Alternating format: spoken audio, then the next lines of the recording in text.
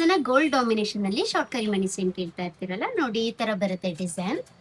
ನೋಡ್ತಾ ಇದೀರಲ್ಲ, ಇದು ವೇರ್ ಮಾಡಿದಾಗ ಈ ತರ ಕಾಣಿಸುತ್ತೆ.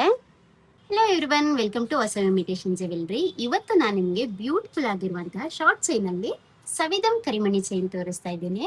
ಸಿಂಪಲ್ ಆಗಿ ಮಧ್ಯದಲ್ಲಿ ಒಂದೊಂದು ಕರಿಮಣಿ ಚೈನ್ ಆಡ್ ಮಾಡಿರ್ತಾರೆ ಅಷ್ಟೇ. ಇನ್ ಕಂಪ್ಲೀಟ್ ಗೋಲ್ಡ್ ಡಾಮಿನೇಷನ್ ಅಲ್ಲೇ ಇರುತ್ತೆ.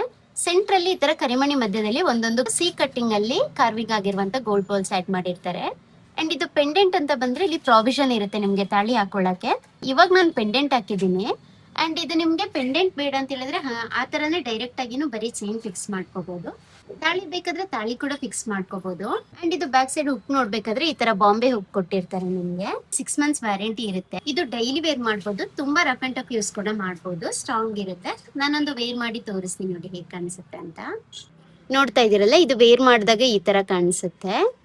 ಅಂಡ್ ಇದ್ರ ಪಾಲಿಶ್ ಅಂತ ನೋಡಿದ್ರೆ ನೀವೇ ನೋಡ್ಬೋದು ಹೇಗಿದೆ ಅಂತ. ಇದೆಲ್ಲನೂ ಕೂಡ ರಾ ಮೆಟೀರಿಯಲ್ ಬಂದು ಕಾಪರ್ ಆಗಿರುತ್ತೆ.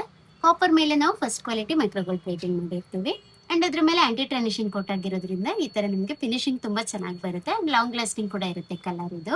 ಆರ್ಡರ್ ಪ್ಲೇಸ್ ಮಾಡ್ಬೇಕಾದ್ರೆ DM ಮಾಡಿ, ಇಲ್ಲ ಸ್ಟೋರ್ ಅಲ್ಲೇ ಬಂದು ತಗೋತೀನಿ ಅಂದ್ರೆ ಸ್ಟೋರ್ ವಿಸಿಟ್ ಮಾಡಿ. Thank you.